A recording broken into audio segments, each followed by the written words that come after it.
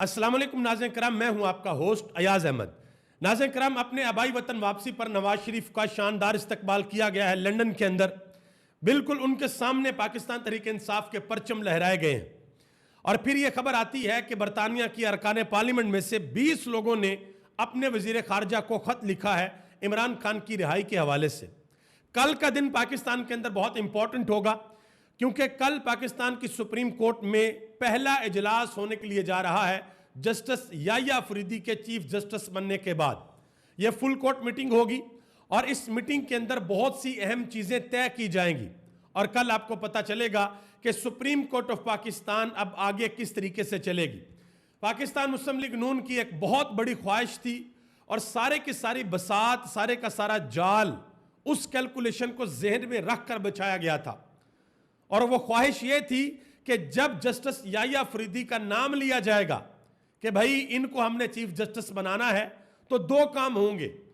या तो जस्टिस याह्या अफरीदी कहेंगे कि नहीं जी, मैं मंसूर अली शाह को सुपरसीड नहीं कर सकता, या फिर यह होगा कि justice Yahya Afridi chief justice बन जाएंगे और मंसूर अली शाह और मुनीब अख्तर ये दोनों अपने ओहदों से इस्तीफा दे देंगे कि नहीं भाई, हम अपने जूनियर के नीचे काम नहीं कर सकते। तो नून लीग की दोनों ख्वाहिशें पूरी नहीं हुई। ना किसी ने इस्तीफा दिया है और ना किसी ने इनकार किया है। इस हवाले से पाकिस्तान मुस्लिम लीग नून ने अब खुल के यह कहना शुरू कर दिया है कि भाई ऊपर वाले दो जजेस को इस्तीफा दे देना चाहिए। इसके अलावा जो 26वीं आईनी तरमीम पास की गई है, उस हवाले से तकरीबन 6 से 7 सवालात हैं जो अब हर तरफ गर्दिश कर रहे हैं और उनके जवाबात किसी को नहीं मिल रहे। वो बड़े अहम सवालात हैं, आपके सामने रखने के लिए जा रहा हूं। और आखिर में एक अहम तरीन खबर है अमेरिका से, जो इलेक्शन होने के लिए जा रहे हैं, उस हवाले से वो भी आपको बताने के लिए जा रहा हूं। आगे बढ़ने से कबल आपसे गुजारिश करूंगा कि वीडियो को लाइक कर दें, चैनल को सब्सक्राइब कर लें और मेरे उन तमाम दोस्तों का बेहद शुक्रिया जिन्होंने हमारे यूट्यूब चैनल को सब्सक्राइब किया। तो पहले नंबर पर आपको बताऊं कि नवाज शरीफ साहब अपने आबाई वतन लंदन पहुंचे हैं, जो उनका अपना घर है लंदन के अंदर, एवनफील्ड अपार्टमेंट, वहां पर पहुंचे हैं। और वहां पर जो पाकिस्तानी रहते हैं उन्होंने भरपूर एहतजाज रिकॉर्ड करवाया है। अब वहां पर एक बड़ी अजीबोगरीब किस्म की सूरत हाल नजर आई।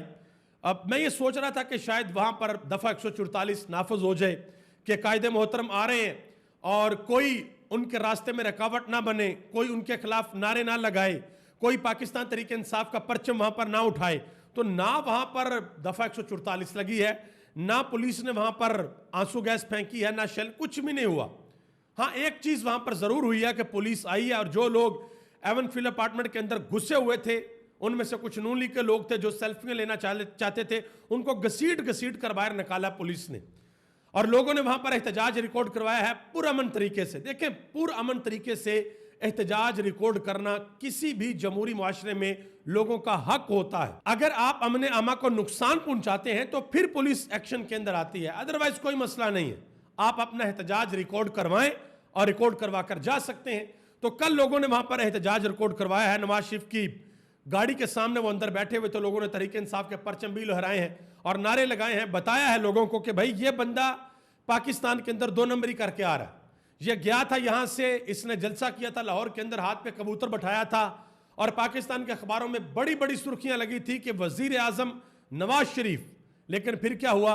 फिर फॉर्म 47 के ऊपर ये MNA बना और इसके मद्दे मुकाबल जो खतून थी, बुजुर्ग खतून, जो कि एक बीमारी के साथ आज भी लड़ रही हैं, वो आज भी जेल के अंदर है और ये साहब पाकिस्तान से निकलकर अब दोबारा लंदन पहुंच चुके हैं।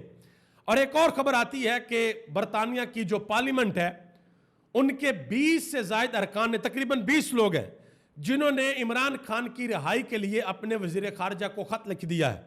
इससे कबल आपको पता है कि अमेरिका का जो सेनेट है, वहां के जो लॉ मेकर्स हैं, वो तकरीबन 62 लोग थे जो कांग्रेसमैन थे। उन्होंने सदर जो बाइडन को खत लिखा था कि भाई इमरान खान के साथ ये चीजें पाकिस्तान के अंदर हो रही हैं। अब देखिए, एक दो चीजें पूरी दुनिया को पता है। एक तो पूरी दुनिया गवाही देती है कि इमरान खान करप्ट नहीं है, इमरान खान 2 नंबर बंदा नहीं है, 2 नंबर ही नहीं करता, इमरान खान बेईमान नहीं है। और दूसरा, पूरी दुनिया को यह भी पता है कि इमरान खान ने जितनी भी सियासत की है, उसने कभी कोई गैर कानूनी काम नहीं किया। और इमरान खान के वो लोग जो दुनिया के अंदर इमरान खान के लिए कैंपेन करते हैं और दुनिया को बताते हैं कि तोशाखाना किस तरीके से बनाया गया, किस तरीके से साइफर केस बनाया गया, किस तरीके से इद्दत केस बनाया गया, किस तरीके से अलकादर ट्रस्ट बनाया गया, किस तरीके से अब तोशाखाना 2 चल रहा है। ये सारा का सारा लोगों को पता है। इस वजह से जो इंटरनेशनल प्रेशर है वो आए दिन बढ़ता जा रहा है। अब आगे आ जाए जी, जो सुप्रीम कोर्ट ऑफ पाकिस्तान के अंदर एक फुल कोर्ट मीटिंग होने के लिए जा रही है। जस्टिस याह्या अफरीदी जो कि अब हमारे चीफ जस्टिस हैं, उनकी जेर सदारत ये पहली फुल कोर्ट मीटिंग होगी। इंतहाई इंपॉर्टेंट मीटिंग होगी। इसके अंदर बड़ी अहम चीजें जेर बहस आएंगी। जो ऑर्डिनेंस पास किया गया था वो जेर बहस आएगा। पाकिस्तान तरीके इंसाफ को जो मखसूस नशिस्तें देने का मामला है, जो अभी तक इलेक्शन कमीशन ऑफ पाकिस्तान ने सुप्रीम कोर्ट के फैसले के ऊपर अमल दरामद नहीं किया, वो चीजें भी जेर बहस आएंगी। पाकिस्तान तरीके इंसाफ को इलेक्शन कमीशन ने पार्लियामेंट के अंदर तो पार्टी तस्लीम कर लिया, लेकिन अभी तक मखसूस नशिस्तें नहीं दी। तो कल का यह इजलास इंतहाई अहम होने वाला है। कल के बाद पता चलेगा कि भाई सुप्रीम कोर्ट ऑफ पाकिस्तान नवंबर के महीने के अंदर क्या करने के लिए जा रही है। इसके अलावा जैसे मैंने आपको अर्ज की शुरू में कि नून लीग की ख्वाहिश थी कि भाई या तो याह्या अफरीदी इनकार कर दें और नीचे से अमीनुद्दीन खान को हम चीफ जस्टिस बना दें, और या फिर ऊपर वाले दोनों रिटायर्ड हो जाए, वो कहें जी हम काम नहीं करेंगे। तो वो दोनों ख्वाहिशें नून लीग की पूरी नहीं हुई हैं। ये हिना परवेज भट्ट साहबा उन्होंने एक ट्वीट किया, जरा गौर से देखिएगा।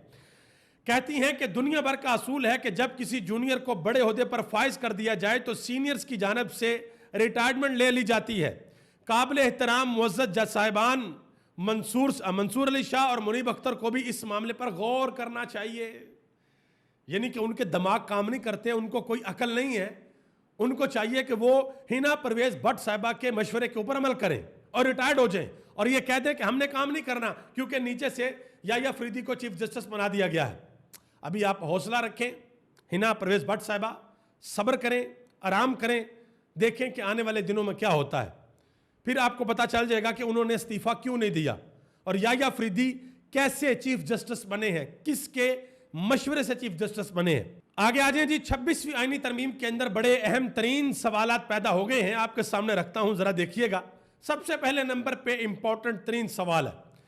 वो सवाल ये है कि जब सुप्रीम कोर्ट ऑफ पाकिस्तान के अंदर आईनी बेंच बनेगा तो कौन फैसला करेगा कि जी ये केस आईनी बेंच के अंदर जाना है और ये केस आईनी बेंच के अंदर नहीं जाना। ये बहुत बड़ा सवाल है और इस हवाले से मंसूर अली शाह और जस्टिस आयशा ए मलिक वो सवाल भी उठा चुके हैं। वो ये कह चुके हैं कि भाई अब तो ये सवाल बार बार आएगा कि कौन सा केस आईनी बेंच के अंदर जाना है और कौन सा नहीं जाना। दूसरा सवाल यह है कि भाई जब आईनी बेंच बनेगा उसका जो सरबराह लगेगा वो सरबराह किस तरीके से जुडिशल कमीशन का मेंबर बनेगा, यह बड़ा अहम सवाल है। तीसरा सवाल यह है कि जो 12 रुकनी पार्लियामेंट्री कमेटी है जो कि चीफ जस्टिस को चुनेगी, 3 में से जो 3 सीनियर होंगे, तो अगर 2/3 अक्सरियत किसी नाम के ऊपर मुत्तफिक ना हो सकी तो फिर चीफ जस्टिस का इंतखाब किस तरीके से होगा। यह आईनी तरमीम इस हवाले से बिल्कुल खामोश है। चौथा सवाल यह है कि जो सूबाई अदालतों के अंदर आईनी बेंचेस बनेंगे उनकी मंजूरी सूबाई हुकूमतों से मशरूत है कि वो मंजूरी देंगी। और यहां पर मामला यह है कि एक पूरा सूबा इस आईनी तरमीम को मान ही नहीं रहा, खैबर पख्तूनख्वा, तो वहां पर किस तरीके से आईनी बेंच बनेंगे और मामला कैसे चलेंगे, इस हवाले से भी ये आईनी तरमीम खामोश है। पांचवा सवाल यह है कि 26वीं आईनी तरमीम यह कहती है कि टॉप 3 में से किसी एक को नामजद किया जाएगा और अगर वो इनकार कर दे तो फिर क्या होगा। इस हवाले से कुछ भी क्लियर कट नहीं लिखा हुआ और यह सबसे बड़ी वारदात थी जो हुकूमत डालना चाहती थी कि याह्या अफरीदी इनकार करें, कोई क्लैरिफिकेशन तरमीम में है ही नहीं, और ये नीचे से कहेंगे कि भाई याह्या अफरीदी ने इनकार कर दिया, ठीक है, इनके बाद जो भी मोस्ट सीनियर है वो चीफ जस्टिस बनेगा, और वो थे अमीनुद्दीन खान। और बहुत से कोर्ट रिपोर्टर ये कह रहे थे कि भाई अमीनुद्दीन खान तो बिल्कुल तैयार बैठे थे कि मैं ही बनूंगा चीफ जस्टिस, क्योंकि याह्या अफरीदी तो इनकार कर देंगे। वो तो ये कहेंगे कि भाई मेरे 2 सीनियर हैं मंसूर अली शाह और मुनीब अख्तर, मैं उनको सुपरसीड कर ही नहीं सकता। तो ये हुकूमत की ये प्लानिंग जो है वो यहां पर फेल हुई है। छठा सवाल यह है कि जो जुडिशल कमीशन है उस हवाले से जो 26वीं आईनी तरमीम के अंदर लिखा गया है क्लियर नहीं है कि वो पहले वाला रहेगा या उसको नए तरीके से तश्कील दिया जाएगा। सातवां सवाल यह है कि जो सूबाई आईनी बेंचेस होंगे उनके फैसले को सुप्रीम कोर्ट के अंदर जो आईनी बेंच होगा उसमें चैलेंज किया जा सकेगा।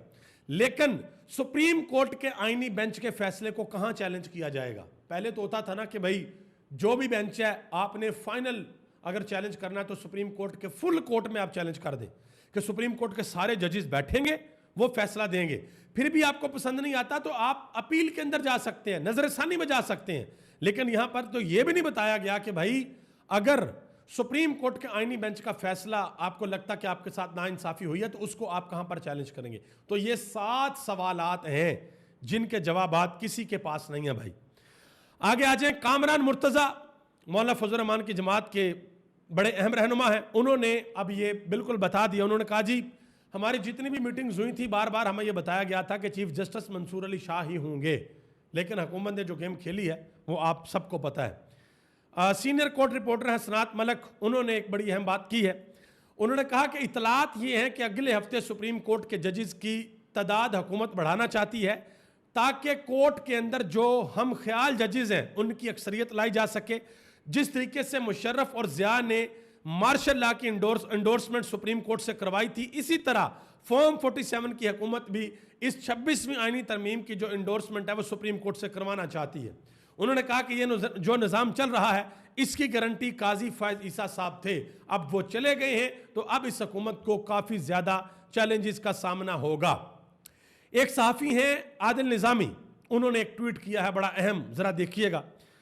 उन्होंने कहा कि आज अमरीकी सदारती इलेक्शन कवरेज के लिए न्यूयॉर्क पहुंचा, इमिग्रेशन ऑफिसर ने सवालात किए, जैसे ही बताया कि जर्नलिस्ट हूं तो उनका अगला सवाल यह था कि इमरान खान जेल से कब रिहा होगा। उन्होंने कहा कि मैं ये सुनकर हैरान हो गया कि गोरा ऑफिसर भी इमरान खान और उनके खिलाफ केसेस से वाकिफ था। बिलाशुबा इमरान खान दुनिया में पाकिस्तान की पहचान है। ये उस सहाफ़ी ने बात लिखी और मैं ऊपर आपको अर्ज कर चुका हूं कि दुनिया इमरान खान के बारे में जानती है भाई। और जो अमेरिका के अंदर इलेक्शन होने के लिए जा रहा है यह इंतहाई इंपॉर्टेंट इलेक्शन है पूरी दुनिया के लिए, क्योंकि इस इलेक्शन के बाद अमेरिका अपनी पॉलिसी को यकसर बदल देगा अगर ट्रंप जीत गया। क्योंकि ट्रंप बिल्कुल वाज़ेह तौर पे यह कह रहा है कि भाई मेरी कोई पॉलिसी नहीं है लड़ाई झगड़े की, मैं अमन व अमान की सूरत हाल को पूरी दुनिया के अंदर कायम करने की कोशिश करूंगा। और दूसरी तरफ जो बाइडेन की पॉलिसी है वो आपको पता है कि वो क्या हो रहा है पूरी दुनिया के अंदर, वो आप सबके सामने है। तो ये जो नवंबर के पहले हफ्ते में इलेक्शन होने के लिए जा रहा है, ये इंतहाई अहम इलेक्शन है पूरी दुनिया के लिए। और ट्रंप साहब ने ये नारा लगा दिया जिस तरीके से इमरान खान कहा करते थे, उन्होंने भी कह दिया। उन्होंने कहा जी अमरीकी अवाम इस इलेक्शन के अंदर तारीख रकम करेंगी और मैं कभी हार नहीं मानूंगा, आखिर तक लड़ूंगा और ये इलेक्शन मैं जीतूंगा, ये ट्रंप ने कहा है। और यहां पर एक बड़ी इंपॉर्टेंट चीज ये भी है कि इलॉन मस्क जो कि अमेरिका के अंदर बहुत बड़ा कद काठ है उनका, वो भी डोनाल्ड ट्रंप को सपोर्ट कर रहे हैं। लेकिन मसला क्या है? मसला यह है कि अमेरिकी एस्टेब्लिशमेंट ट्रंप के खिलाफ है। तो देखना है कि अमेरिकी अवाम जीतती है या फिर अमेरिकी एस्टेब्लिशमेंट जीतती है। यह पूरी दुनिया के लिए बड़ा इंटरेस्टिंग इलेक्शन है। आगे आज हबीब अकरम ने एक दो बड़ी अहम बातें की हैं। उन्होंने कहा कि मुझे एक बार इमरान खान ने कहा था कि काजी फायज ईसा मेरे खिलाफ इस्तेमाल होगा। उन्होंने कहा कि मैंने उस वक्त समझा कि इमरान खान जजेस की हयूद क़यूद से आगाह नहीं है, इसलिए वो काजी फायज ईसा को अपने लिए खतरनाक समझ रहे हैं।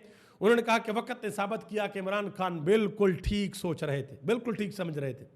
मजीद उन्होंने कहा कि पाकिस्तान की सियासत के अंदर दो बुनियादी किरदार हैं, एक इमरान खान है और दूसरा पाकिस्तान की एस्टेब्लिशमेंट है, तीसरा और किरदार कोई नहीं है। एक किरदार आपने देखा जो लंदन के अंदर गया, 3 दफा का वजीर आजम नवाज शरीफ साहब, यकीन करें कभी कभी तरस आता है कि मतलब कि कहां से कहां तक पहुंच गए हैं, किसी किस्म की कोई क्रेडिबिलिटी रही नहीं है। एक और बड़ी अहम बात की उन्होंने कहा कि वो शख्स जो 3 मरतबा पाकिस्तान का वजीर आजम बना, आज उसका हाल ये है कि वो MNA भी नहीं बन सका। फॉर्म 47 का MNA है, वो बिल्कुल ऐसे ही है कि जैसे वो ईद के ऊपर हम बच्चों को पैसे देते हैं ना, वो जिसके ऊपर लिखा हुआ होता है, वो नकली नोट होते हैं और लिखा होता है कि ये बच्चों के लिए है, हम बच्चों को देते हैं ये लो तुम्हारे लिए 500 या 1000 या 5000 का नोट, लेकिन वो असली नहीं होता वो नोट है, असली नहीं होता, वो उसके ऊपर लिखा होता है कि ये बच्चों के खेलने के लिए। तो उस तरफ उन्होंने इशारा किया है।